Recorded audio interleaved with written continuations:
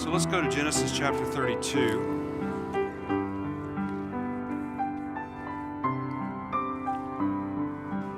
We have been in a sermon series going through the book of Genesis. This is message number 33, entitled Limping Home. And from time to time, I have to give clarifications. That is the title of the sermon, not the title of my memoir of ministry travels. So, title of the sermon, Limping Home. So we're going to be looking at Genesis chapter 32, and we'll start with reading verses 1 and 2. And Jacob went on his way, and the angels of God met him. And when Jacob saw them, he said, "This is God's host."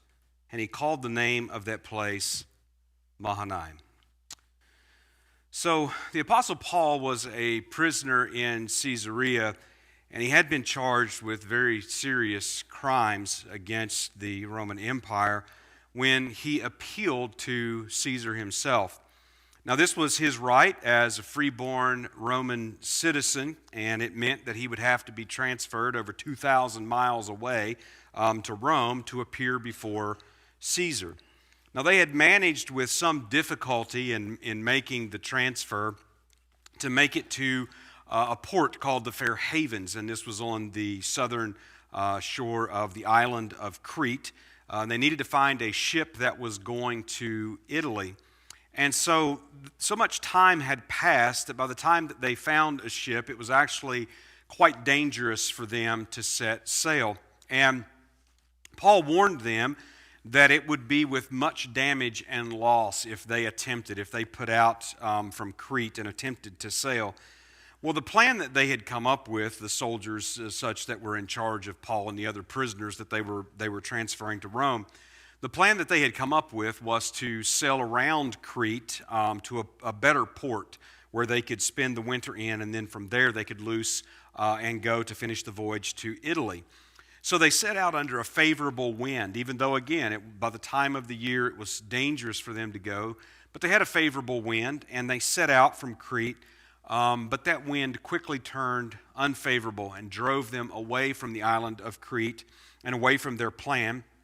So after days in this terrible storm, the many difficulties that they had faced, Paul sought to encourage them. And he told them how that an angel had appeared to him and had assured him that there would be no loss of life among all who remained in the ship, but that the ship was going to be wrecked and be a total loss.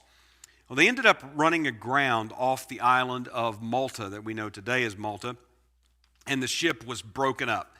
And so they had to abandon ship, and they had to get to shore essentially any way they could. Now, some of the soldiers wanted to just go ahead and kill the prisoners and just consider them a total loss along with the ship. And then save themselves. That was the plan they had come up with. But the centurion, the one who was in charge of the detail, forbid them from doing that because it says that he wanted to save Paul. And that's where we read here in Acts chapter 27, verses 43 to 44.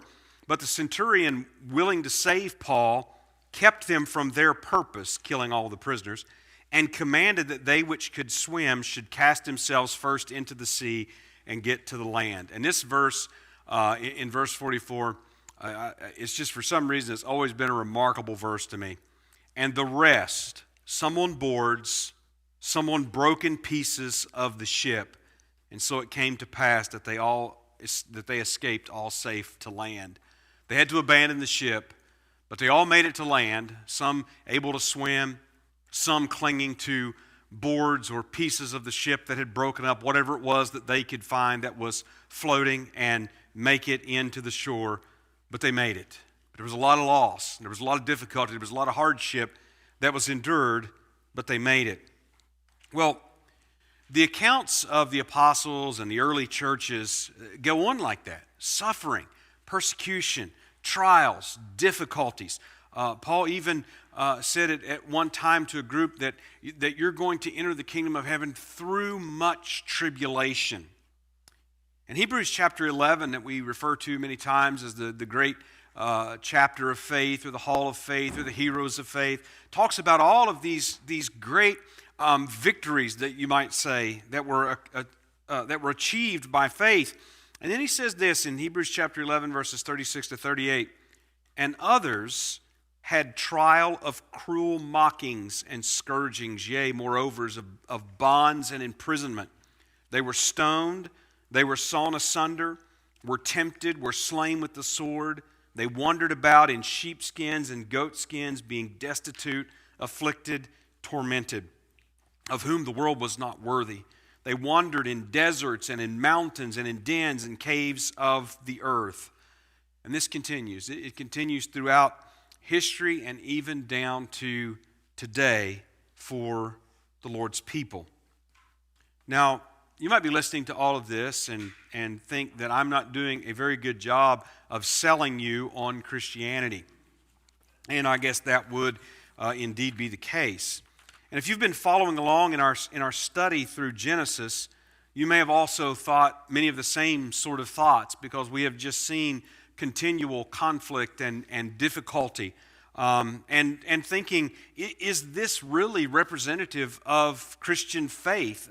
We've had lying and cheating and fear and multiple wives and concubines and endless relationship conflicts as we have been going through. Well, maybe by the end of the sermon, I hope I can shed some light on this, as we're now turning to see Jacob come limping home. So Genesis chapter 31, which we looked at the last time, gives us the account of Jacob's departure from Haran, which is where his mother's family was from, where Abraham's ancestral family was. And he had returned from, he's departing to return from there to the land of Canaan, back to the land that God had promised to Abraham and promised to Isaac and promised to Jacob. So Jacob had worked for 14 years for Leah and Rachel, and then he'd worked another 6 years for his own profit to build up his own estate under an agreement that he had made with Laban. And even though Laban sought to turn things to his advantage in the deal with Jacob, Jacob had actually succeeded, had actually prospered. He had profited greatly, as God obviously was blessing him despite Laban's attempts. So Jacob's prosperity actually heightened the conflict between Jacob and Laban and his family. And the Lord appeared to Jacob in a dream, confirming his promises to him once again and telling him to leave. It's time to leave. It's time to get back to the land of Canaan, which the Lord had promised to bring him back to. So Laban pursues after Jacob once he has departed, with the intention of doing him harm. But the Lord also appeared to Laban in a dream and warned him not to do anything to Jacob, good or bad. Don't try to bring him back one way or the other by any means. So you might say that Jacob and Laban didn't exactly part the best of friends, but they did part with a covenant between them that neither would pursue the other to harm. Well, chapter 32 brings us to a greater problem for Jacob than Laban, actually, and that is his estranged brother Esau. So Jacob had one sort of problem that was behind him in the person of Laban and the conflict that he had with him. And now he's got another problem that is before him, and that is Esau. I mean, at least Laban just wanted to enrich himself and keep Jacob in slavery and from having any possessions. Esau wanted to kill him. So he's got one problem behind him and another problem in front of him. So Jacob has to meet with his brother to return to the land. He knows that this is how that it's going to have to be. And he's still afraid of Esau. He's still afraid of what he might do. Even though it's been 20 years by this point, he was so angry and had sworn that he would kill Jacob after their father Isaac had passed away. So this chapter highlights for us the great wealth of Jacob. And you may not think about that. There's so many things that happen here in chapter 32, and we may not think about that, but there's evidence of that when you see that he takes a portion of all of his property and he offers it as a gift to Esau. And when you consider the nature of that gift, you realize he had to have substantial wealth by this time to be able to make such an offer just as a gift to his brother. Now, Jacob had grown wealthy as evidence of God's blessing on him, just as Abraham had, just as Isaac had. Now, the fact that God blessed Abraham, Isaac, and Jacob, and one of the tangible or visible means of that blessing was great wealth and great prosperity, that doesn't say anything to us today as to whether we will be rich or poor or somewhere in between. The point is, God's faithfulness to His Word and the assurance that God will prevail over all opposition, impossibilities, and difficulties to fulfill that Word. And so we see Abraham and Isaac and now Jacob, who has prospered and become wealthy, and Jacob's is probably in the most unlikely way, as he has been spending most of his time over the last 20 years being essentially an indentured servant. Well, this chapter also highlights once again the strength and the shrewdness of Jacob, even though he's about 97 years old at this time. But in the end, Jacob prevails, but not by strength. And he prevails not by cunning, but he prevails in weakness through faith. So this chapter has three main parts to it. Verses 1 to 12, where we see Jacob's prayer. Verses 13 to 21, where we see Jacob's present that he sent to Esau. And in verses 22 to 32, where we see Jacob's prevailing. So we want to begin looking at each of these sections. And we'll begin here with the first part of Jacob's prayer. And let's start again with verses 1 and 2. And Jacob went on his way, and the angels of God met him. And when Jacob saw them, he said, "This is God's host." And he called the name of that place Mahanaim. So as Jacob was on the border of the promised land, about to enter that land, he was met by the angels of God. Now obviously this parallels the way that he left, because 20 years prior to this, he was leaving from the land of Canaan, and he's crossing this border to go into the lands beyond Canaan and ultimately to Haran. And he also at that time at Bethel saw the angels of God. We read about that back in chapter 28, verses 11 to 15. And in fact, I believe that's the only two places in the Bible where we have that specific phrase used, the angels of God. It's used here and it's used there. And so Jacob gives a name to this place as he sees these angels. He recognizes it. He calls it God's host or troop or encampment. It's language that is very military. The word that is used here for host, it has the idea of like a great army. So like an army encampment or something that he's referring to. And so he names this place Mahanaim, which means essentially two camps. And Jacob gave this name indicating that he recognized God's encampment in this place along with his. Now, a part of Jacob's story, as difficult as it has been up to this point, but a part of Jacob's story has been that God has always been with him. There's not always been some visible manifestation. There's not always been some dream where God spoke to him. There's not always been those things, but those things are just signs and tokens assuring Jacob that God has always been with him. And even as you track his unlikely course, and the fact that he's returning to the land of Canaan, and he's doing so with great wealth and great prosperity. When he left the land of Canaan 20 years prior, he left with nothing. He literally had the clothes on his back and the shoes on his feet and probably a staff in his hand. And that's all that he had leaving that land. And now he comes back with great wealth, the beginnings of a great nation. So God has always been with him. And so Jacob names this place two camps. There are two camps here. I'm camped with all of my household, with all of my servants, with all of my flocks and herds. I am camped here, but God is also camped here. God has his angels encamped here as well. Look at verses 3 to 8. And Jacob sent messengers before him to Esau his brother unto the land of Seir, the country of Edom. And he commanded them, saying, Thus shall ye speak unto my lord Esau. Thy servant Jacob saith thus, I have sojourned with Laban, and stayed there until now. And I have oxen and asses and flocks and men servants and women servants, and I have sent to tell my lord that I may find grace in thy sight. And the messengers returned to Jacob, saying, We came to thy brother Esau, and also he cometh to meet thee, and 400 men with him. Then Jacob was greatly afraid and distressed, and he divided the people that was with him, and the flocks and herds and the camels, into 2 bands, and said, If Esau come to the one company and smite it, then the other company which is left shall escape. So Jacob now is within range, and he has sent out these messengers ahead of him to greet Esau, to inform him of Jacob's coming into the land, but also to seek Jacob's kindness. He said there that it might be that he receives grace from Esau. Now, in sending out these messengers, he sends them out to announce, on the one part, as his own wealth. And Jacob isn't doing this as a brag. You know, it's not like typical family reunions where sometimes the stories can get quite long about all of the things that we've accomplished since the time that we've seen each other. No, this isn't that sort of a reunion. It's not that sort. It's not a brag.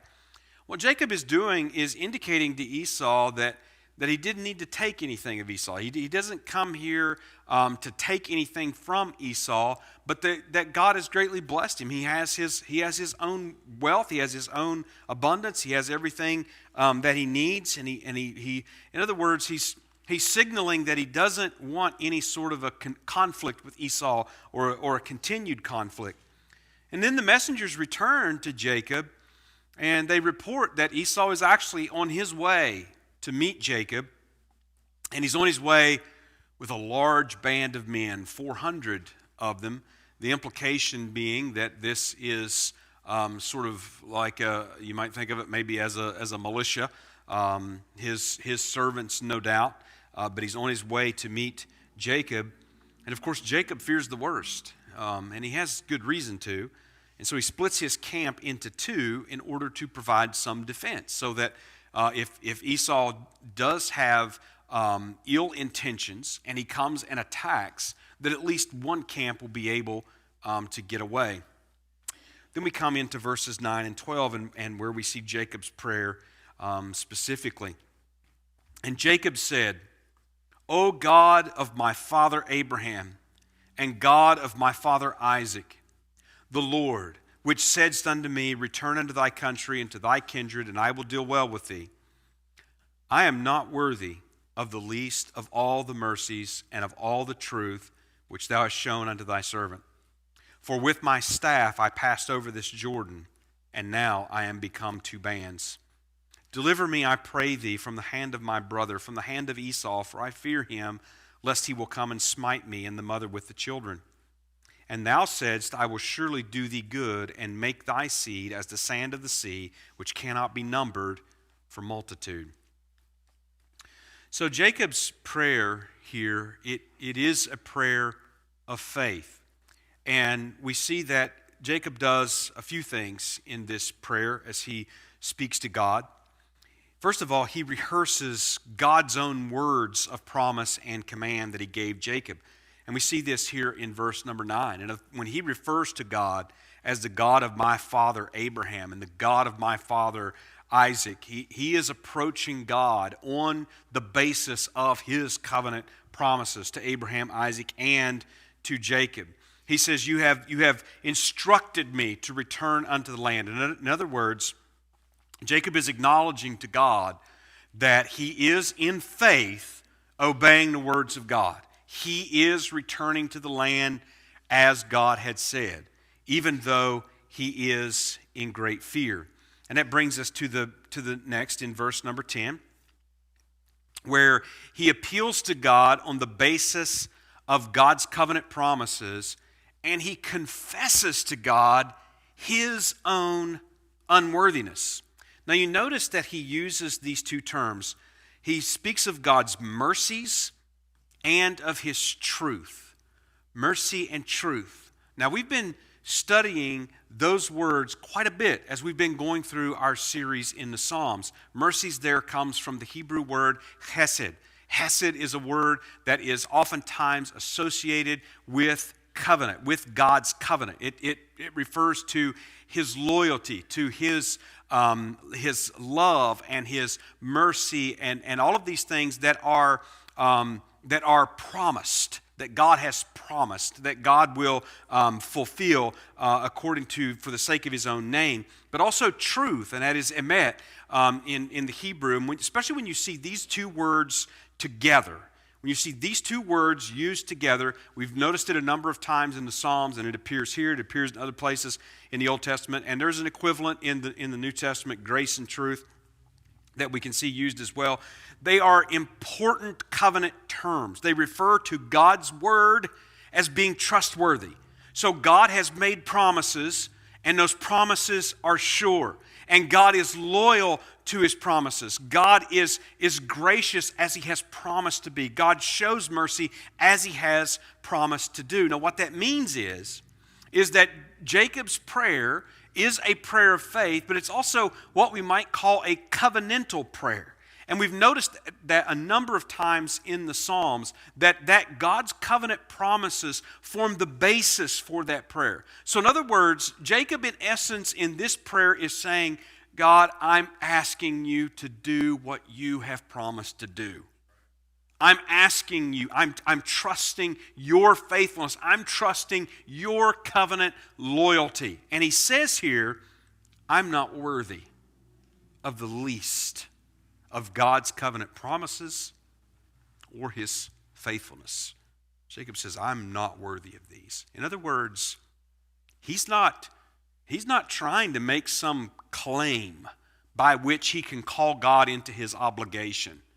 God, I have done this, so therefore you must do this. That is not at all what Jacob is saying. Jacob is saying, you have, in your covenant and according to your purpose, you've chosen me. You have shown grace to me. I'm not worthy to receive the promises of your covenant. I'm not worthy for those promises to be fulfilled in me. And then we see that he goes into verse 11 praying, and he confesses his own fears. Just the prayer of honesty with God. Lord, deliver me, I pray thee, from the hand of my brother, from the hand of Esau, for I fear him, lest he will come and smite me and the mother with the children. And Jacob here, of course, shows his own weakness. He shows his own imperfection of faith. God, I know what you've promised. I know what you've commanded me to do, but I'm also afraid for my life, and I am afraid for the life of my family. And so this is the prayer that Jacob is making, and ultimately as he concludes it in verse number 12, we see him resting firmly in God's promises. In other words, he's not going to turn around and run.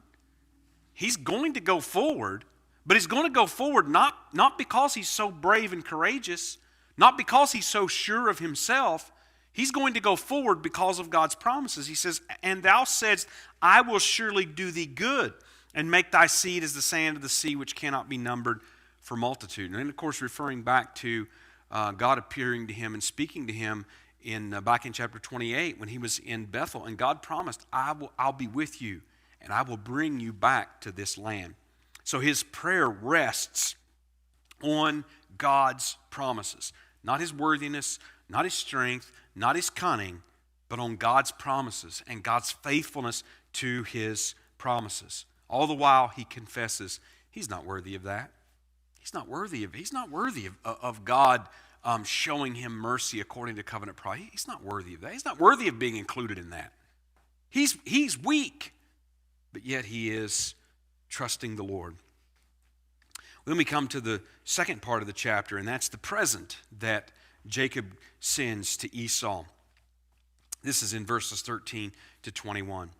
And he lodged there that same night, and took of that which came to his hand a present for Esau his brother, 200 she-goats and 20 he-goats, 200 ewes and 20 rams, 30 milch camels with their colts, 40 kine, and 10 bulls, 20 she-asses and 10 foals. And he delivered them into the hand of his servants, every drove by themselves, and said unto his servants, Pass over before me, and put a space betwixt drove and drove. And he commanded the foremost, saying, When Esau my brother meeteth thee, and asketh thee, saying, Whose art thou, and whither goest thou, and whose are these before thee? Then thou shalt say, They be thy servant Jacob's. It is a present sent unto my lord Esau. And behold, also he is behind us. And so commanded he the second and third and all that followed the drove, saying, On this manner shall you speak unto Esau when you find him. And say ye moreover, Behold, thy servant Jacob is behind us. For he said, I will appease him with the present that goeth before me, and afterward I will see his face. Peradventure he will accept of me. So went the present over before him, and himself lodged that night in the company. So Jacob then thought to send these gifts to his brother Esau. And again, this shows an evidence of the great wealth of Jacob. When you add this up, he sent over 500 animals to Esau as a gift. And not just any animals, but valuable animals that he sends to his brother as a gift. And this is just a part that he's taken out of his own wealth to send to his brother. So Jacob also backs up the words that he had sent by his messengers ahead of time. And he also seeks to appease Esau, to hope to relieve any wrath that he may have retained against Jacob. In other words, Jacob wants to reconcile with his brother. He wants to for there to be no conflict between them. And so he determines to send these gifts in droves ahead of him and the company that's going to come behind. And then that brings us to the last part where Jacob prevails. And here we'll start with verses 22 and 23. And he rose up that night and took his 2 wives and his 2 women servants and his 11 sons and passed over the ford Jabbok. And he took them and sent them over the brook and sent over that he had. So Jacob is now preparing to meet Esau the next day. And he sends his immediate family over the ford, and he remains alone, totally alone by himself on the other side. And we're not told why that Jacob did this, and there doesn't seem to be that he was given any sort of a sign or told to do this in any way. Perhaps he was going to pray again, or we just don't know exactly why he did this, but he did do this, and so he's left alone. That's the point that is made as we proceed, verses 24 and 25. And Jacob was left alone, and there wrestled a man with him until the breaking of the day. And when he saw that he prevailed not against him, he touched the hollow of his thigh, and the hollow of Jacob's thigh was out of joint as he wrestled with him. So mysteriously, we're told that a man appears, and this man appears and wrestles with Jacob. And the word for wrestle, it means to grapple, to grapple in a physical contest. So just what we think of when we use the word wrestling, not in any sort of figurative or metaphorical sense. It's just there's a physical contest that is taking place between Jacob and this man that has appeared when Jacob is left alone. And we're also told that apparently the match lasted all night. Now, the word for prevail that is used, and it will be used again in a few verses, the word for prevail that is used, it means to overcome, and that the man did not prevail over Jacob indicates that Jacob would not willingly yield. Now, that is also evident as the account continues as well. In other words, it doesn't mean that Jacob prevailed over him or that Jacob defeated him in the wrestling match. Jacob just simply wouldn't quit. He would not yield. And so this goes on for however long that it has gone on, and he will not yield. So the man did not prevail over him in that way.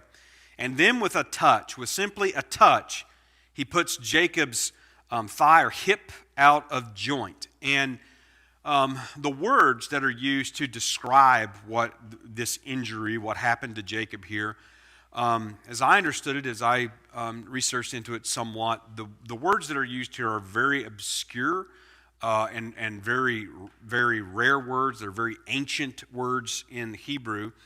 And so what that means is that we can't really describe what happened with any sort of certainty in medical terms, but the result was that he walked with a limp due to this physical injury.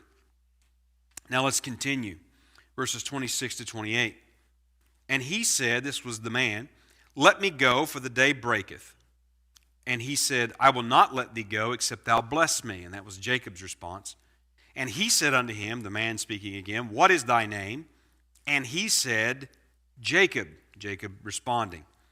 And he said, this is the man again, thy name shall be called no more Jacob, but Israel, for as a prince hast thou power with God and with men, and hast prevailed. So the man commands Jacob to release him because of the coming dawn. So obviously, Jacob has continued clinging to him, even though he was physically weakened by this injury. But Jacob still would not yield. Again, he's just continuing to cling. He will not quit.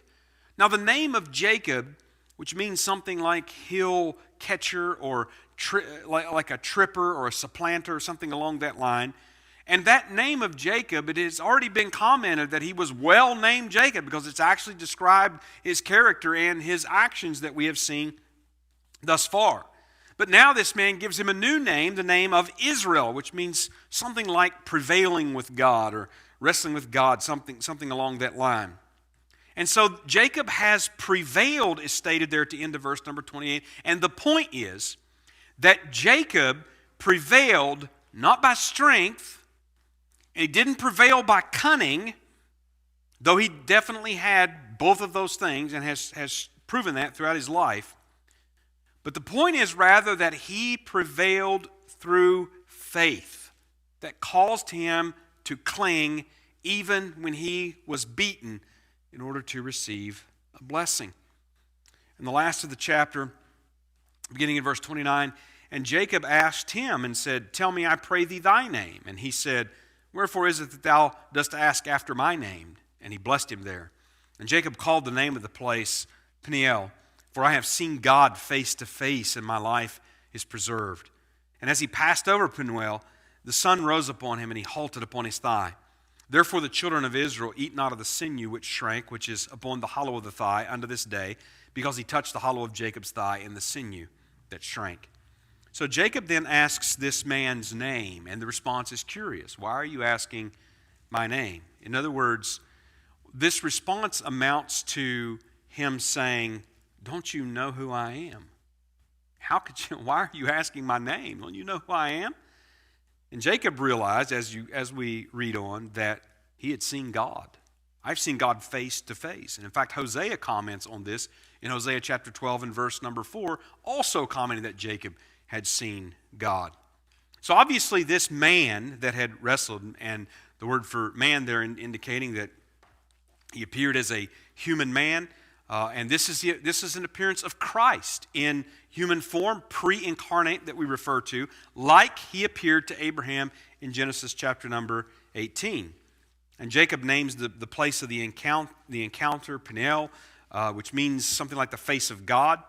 And Moses referred at the end of this chapter, refers to the tradition of not eating part of the hindquarters of animals because of Jacob's hip. And again, it's not entirely clear exactly what is it that's not being eaten here. One thing that's interesting is that this is not recorded anywhere in the law. This was never a commandment that was actually given by God to Israel, but it did persist in traditional Judaism. So now we come to the end of this chapter, and we come back to our question about all these difficulties. And what do all these difficulties of life say about Christianity?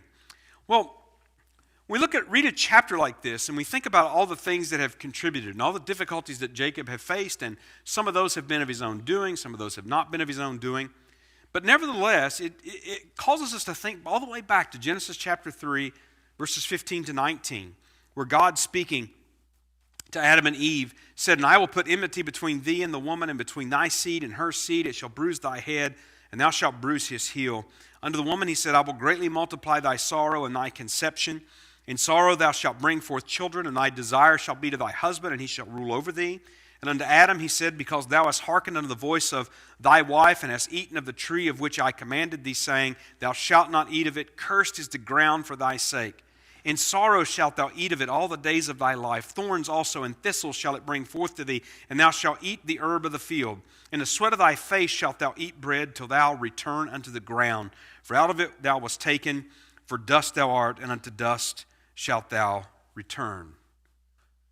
So we see in these curses that for Adam and Eve, every relationship that they would have has now been affected by sin and has now been made more difficult because of sin, whether it's their relationship to one another as husband and wife, whether it's their relationship to one another as just fellow human beings or family members, whether it's their relationship to the natural creation and order around them, and on and on and on. All of these things are now just fraught with conflict, fraught with difficulty, and Genesis has told us that every page since then.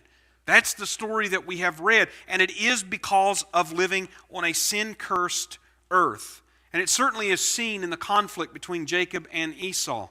And actually, when we think about Jacob's life, all of Jacob's relationships are fraught with conflicts. And again, you can look at it and you can trace it out that a number of those things are his fault. And other things are not necessarily his fault, but again, he's fraught with conflict on every side. Well, the Bible is the story of redemption. And the failures of the faith heroes, such as Jacob, show the impossibility of self-redemption. So yes, we see weakness in Jacob. We see weakness in Isaac. We see weakness in Abraham. We will go on to see weakness in Moses if we keep on reading, and on and on and on down the line. And David, the great king of Israel. We will see weakness and sin in all of them. There is no self-redemption. The promise in Genesis 3:15 was that God was going to send a seed. He was going to send a son, a man born of a woman that was going to restore this earth and redeem mankind. And so since then, we are tracking that promised seed, and so far he hasn't come. And how do we know that he hasn't come? Because none of them have accomplished that. And they won't. So when we read a chapter like this and we think about all these failings and all these difficulties and all these struggles, well, it also highlights for us God's grace. We don't deserve redemption.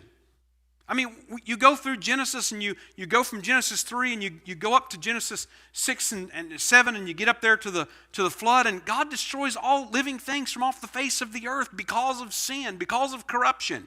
And what happens immediately afterward? Well, sin and corruption and conflict. And it's just an ongoing story. And it will continue to go on that way, of course, until the Lord returns.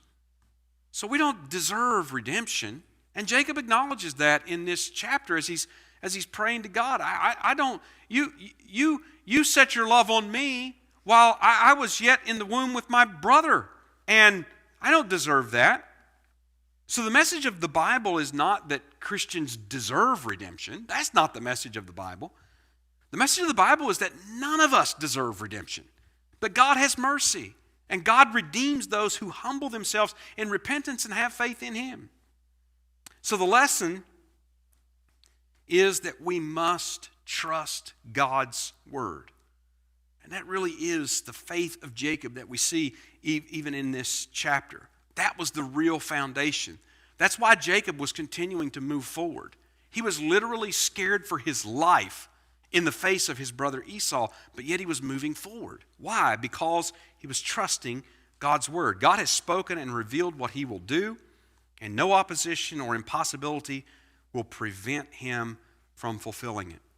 So Israel on the plains of Moab, before they are to enter into the promised land that Moses is writing this to, they will prevail like Jacob by clinging to the Lord in faith, not by having the superior army.